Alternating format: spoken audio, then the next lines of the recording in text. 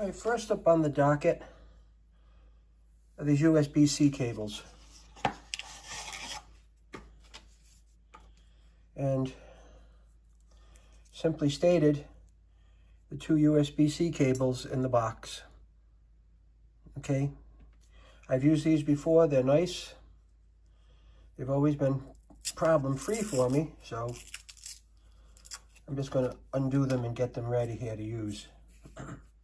Just put them over to one side. So those are the USB cables.